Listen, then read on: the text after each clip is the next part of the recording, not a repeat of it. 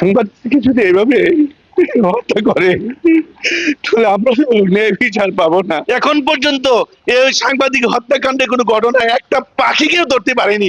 শুধু সাংবাদিক হিসেবে না, একটা মানুষ হিসেবে একটা মানুষকে এভাবে হত্যা করতে পারে না। প্রতিদিনের কাগজের সম্পাদক, আমার নাম খায়রুল আলম রফিক। তহিন আমার পত্রিকায় 4 বছর ধরেই কাজ করেন, গাজীপুরে দক্ষতার সাথে কাজ করি। তো যেখানে হত্যাকাণ্ড ঘটেছে এর দোতলাই হচ্ছে আমাদের অফিস, পত্রিকা বড় অফিস। আমি রাত 8টায় শুনেছি ঘটনাটি, যে তহিনকে হত্যা করা হয়েছে। তাৎক্ষণিক আমি আমার নিজ বাসভবনে ছিলাম ময়মনসিংহে। আমি এসেছি 11টা এসে। আমি তখন লাস্ট থানায় গেলাম, ওই যে থানায় বাসন থানায় গিয়েছি। ওসি সাহেবকে আমি খুঁজেছি, ওসি সাহেবকে পাইনি। এডিসি রবিউল সাহেবের সাথে আমি কথা বলেছি। রবিউল সাহেব আমাকে জানিয়েছেন যে মামলাটি প্রস্তুত চলছে, বড় ভাই উনি স্বাক্ষর করেছেন, আমরা মামলাটা দেখেছি, রাত্রে মামলা নিয়েছেন।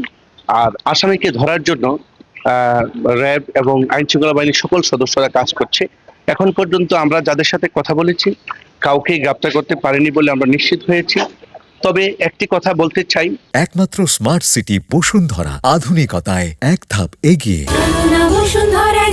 সাংবাদিককে যদি এভাবে হত্যা করে তাহলে আমরা তো ন্যায় বিচার পাবো না। কারণ সাগর রুনিকে হত্যা করেছে 105 বার যদি তদন্ত করতে লাগে। এই সাংবাদিক শিলুয়াকুন্দুকে হত্যা করা হয়েছে, সাংবাদিক নাদিমকে হত্যা করা হয়েছে।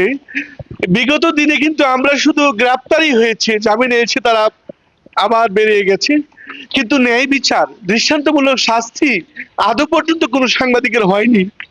কিন্তু আসাদুজ্জামান তহিন শুধু সাংবাদিক ছিলেন না, আমার পত্রিকায় আমার ছোট ভাই ছিলেন। 4 দিন আগে আমি একটা গেঞ্জি পরেছিলাম কালো, আমাকে ফোন করে বলেছে, স্যার আপনার গেঞ্জিটা আমার খুব পছন্দ হয়েছে। আমি ঢাকা থেকে এসে, আমি গাজীপুর থেকে এসে গেঞ্জিটা একই কালার কিনে দিয়েছি, একটা ছবি তুলেছে। আমি বললাম, তহিন ছবিটা তুমি ফেসবুকে দিও না, দিলে সবাইকে আমার দিতে হবে। ছবিটা রেখে দিয়েছে। কিন্তু কালকের যে ঘটনাটি ঘটেছে, যেভাবে তাকে হত্যা করা হয়েছে, এটি শুধু সাংবাদিক হিসেবে না, একটা মানুষ হিসেবে একটা মানুষকে এভাবে হত্যা করতে পারে না। এ তো হাজার হাজার মানুষ, শত শত মানুষের সামনে একজন সাংবাদিককে কুপিয়ে জবাই করে হত্যা করেছে, কেউ প্রতিবাদ করেনি।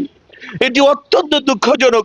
আমি শুধু বলতে চাই, বিগত দিনে যেভাবে সাংবাদিকদের হত্যা করেছে আমরা ন্যায় বিচার পাইনি।